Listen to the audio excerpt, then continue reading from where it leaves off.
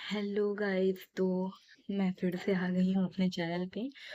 और गाइस आज फिर से एक नए ब्लॉग के साथ। जैसे कि मैंने आपसे आज टमटू नहीं है गाइस, ये मेरे लिए बहुत ही मतलब मुझे नहीं अच्छा लग रहा था टमटू की बिना अपना ब्लॉग बनाना, क्योंकि इनके पापा तो ऑफिस ही रहते हैं तो टमटू ही मेरे साथ रहती है, जिसके साथ मैं बहुत अच्छे से ब्लॉग बनाती हूँ। मुझे बहुत इंजॉय मतलब मैं इंजॉय करती हूँ। वो सोई भी रहती है ना, तो मुझे लगता है नहीं मेरे बगल में है वो। लेकिन गाइस आज ऐसा कुछ भी नहीं है। एक्चुअली इसको ना बहुत ज्यादा सर्दी हो रही थी बहुत दिन से। तो हो ये रहा था कि काफी टाइम से हो रहा था, तो होम रेमेडीज तो मैंने काफी किया। कुछ मैं आपसे शेयर भी करूंगी कि मैंने टमटू को क्या, जैसे उसको खांसी वसी बहुत आ रही थी तो उसके लिए मैंने काफी अच्छा होम रेमेडीज बनाया है। वो मैं आपसे शेयर करूंगी, वो रेसिपी मैं आपसे शेयर करूंगी कि कौन सी चीज़ है जो मैंने एक मतलब रेसिपी तो नहीं कह सकते, एक दवाई टाइप की चीज़ है होम रेमेडी में। तो वो मैं आपसे शेयर करूंगी उसकी खांसी के लिए, ठीक है। तो अभी तो फिलहाल वो डॉक्टर के पास गई, क्योंकि काफी ज्यादा उसको हल्का फीवर भी आ रहा था, तो इस वजह से डॉक्टर के पास गई वो जी लेकर गए हैं। तो गाइस चलिए चलते हैं व्लॉग बनाते हैं। जैसे कि मैंने आपको कल बताया था अपने पापा के बारे में कि पापा की जो कंडीशन थी ना, वो मतलब 2 साल में पापा की डेथ हो गई थी। मतलब 2 साल पापा की जो बीमारी थी। और लिटरली मैं आपको बता रही हूँ गाइस, हम लोग को अभी भी नहीं पता समझ में आता है कि उनको हुआ क्या था, क्योंकि उनकी सारी रिपोर्ट्स नॉर्मल आ रही थी। ठीक है, लोग जहाँ बोल रहे थे हम वहां भाग रहे थे, चाहे वो पूजा पाठ हो, चाहे होता है ना कुछ लोग बोलते हैं ऐसे हो गया, नजर लग गई, फलाना बहुत सारी चीजें होती है जो हम लोग कभी नहीं मानते थे। बट पापा के टाइम पे हम सब मानने लगे थे, क्योंकि मम्मी का ये था कि उनको थी एक बीमारी, ये चीज हम जान रहे थे, लेकिन पापा का ऐसा कुछ भी नहीं था।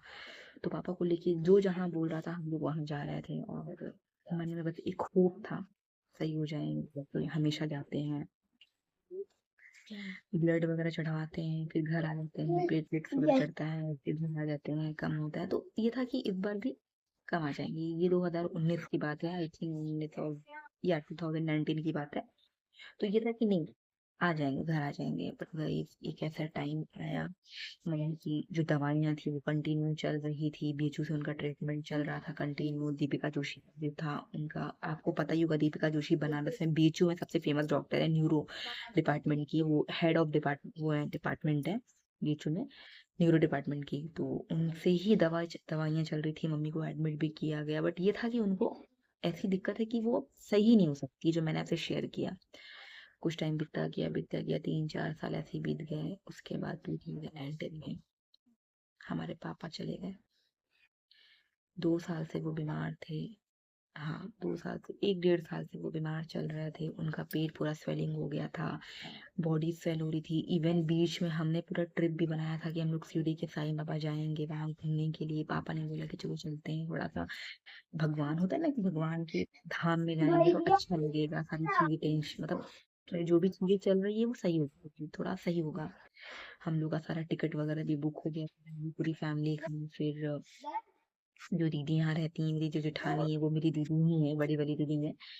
तो वो लोग भी अपना टिकट विकट करवाई। लेकिन जिस दिन हम लोग जाने वाले थे, जिस दिन फाइनल टाइम आया कि नहीं जाना है, एक दिन पहले हम लोगों ने पैकिंग की, सारी चीजें की। बट एक दिन पहले से ही पापा की तबीयत, उनका पैर वैर अचानक से फिर स्वेलिंग हो गया।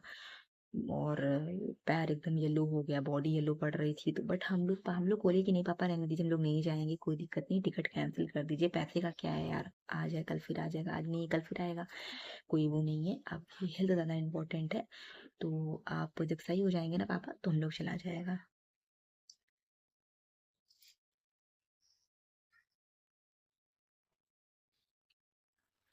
पापा ने प्रॉमिस किया कि हम लोग सही हो जाएंगे।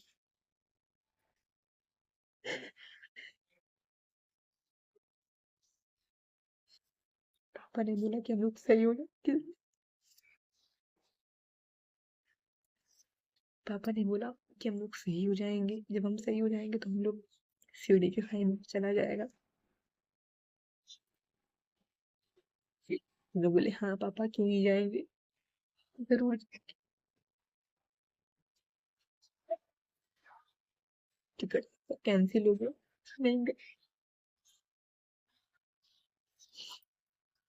सब लोग दुखी हो गए थे, क्योंकि दुखी इसलिए नहीं थे कि हम लोग शिरडी के साईं बाबा नहीं गए, घूमने नहीं गए। दुखी इसलिए थे कि पापा की तबीयत बहुत ज्यादा खराब हो गई थी। फिर सारी चीजें चल रही थी, उस टाइम तबीयत ज्यादा खराब हो गई। उसके बाद कुछ महीने बीतते गए, फिर बड़े पापा मेरे चले गए दिल्ली, उनको कुछ काम था, दिल्ली या लखनऊ, दिल्ली चले गए। हमेशा अपने काम पे जाते रहते थे क्योंकि वो अमीन है, तो उसको कुछ ना उनका केस भी चल रहा था, तो वो जाते रहते थे। अचानक पापा की तबीयत उसी बीच में खराब हो जाती है रात में। और मतलब मेरी जो हस्बैंड है, उस समय मेरी शादी नहीं हुई थी, बट हमारा एक रिलेशनशिप चल रहा था।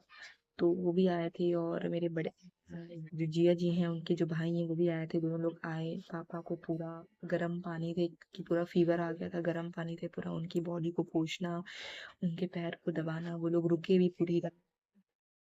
हम लोग बोले पापा हॉस्पिटल जाइए, पापा बोले नहीं हॉस्पिटल नहीं जाएंगे, हॉस्पिटल नहीं जाएंगे, कोई दिक्कत नहीं है, और जब भैया आ जाएंगे तब हॉस्पिटल जाएंगे। पापा मेरे ऐसे बोले, बड़े पापा को मेरे पापा भैया बोलते थे।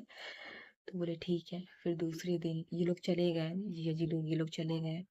फिर मेरे बड़े पापा दूसरे दिन आए, पापा को लेके गए हॉस्पिटल, दिखाए, फिर ब्लड चढ़ा, सारी चीजें हुई। फिर कुछ ही दिन बाद पितरपक्ष वगैरह आने वाला था। उसके बाद जिस दिन पितरपक्ष था, उसी दिन पितरपक्ष चल रहा था, जिस दिन लास्ट होता है पितृ विसर्जन, उसी दिन मेरे पापा की डेथ हो गई। पापा को हम लोग एडमिट किए। पापा जनरल वार्ड में शिफ्ट हो गए। फोन पे थोड़ी बहुत बातें भी हुई, लगा अब सही हो गया है सब कुछ, लेकिन ऐसा कुछ नहीं था, सब खत्म हो गया था उसी समय।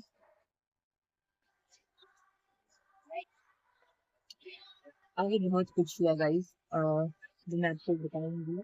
ब्लॉग को ज्यादा लंबा नहीं करेंगे, बस आज के लिए सिर्फ इतना ही। और मैं बहुत ज्यादा इमोशनल हो गई थी, सॉरी इसके लिए। इमोशनल मुझे नहीं होना चाहिए था, बट जब हम माँ बाप की बात आती है मैं इमोशनल हो जाती हूँ, तो बहुत ज्यादा इमोशनल हो गई थी। और बस आज के लिए इतना। और मैं फिर से यही बोलूंगी, माँ बाप को प्यार दो, उनकी इज्जत करो, उनका सम्मान करो, उनके चाहे वो गुड टाइम चाहे वो बैड टाइम, उनके साथ रहिए। मतलब उनका ख्याल रखिए। आप गुड टाइम में भले उनके साथ ना हो, लेकिन बैड टाइम में उनके साथ हमेशा वो उनका ख्याल रखिए, उनकी केयर कीजिए। वो बेड पे भी हैं तो अपनी सारी चीजों को छोड़कर जितना एफर्ट डाल सकते हो डालिए। कि माँ बाप से इम्पोर्टेंट कुछ नहीं है यार, और वो आपकी लाइफ में कब तक है ना, वो नहीं पता। तो जैसे मैं बोलती हूँ ब्लॉग में भी यही बोलूंगी कि अपनी मेहनत की सेवा करो, और जितना आशीर्वाद देंगे ना आप उतना खुश रहोगे। ये मेरा एक्सपीरियंस है। ठीक है। तो गाइस, आगे का जो भी है, जो भी मेरे पापा को लेके है, वो जानने के लिए मैं आगे ब्लॉग बनाऊंगी। तो पहले ये देख लो, ठीक है। तो बाय गाइस।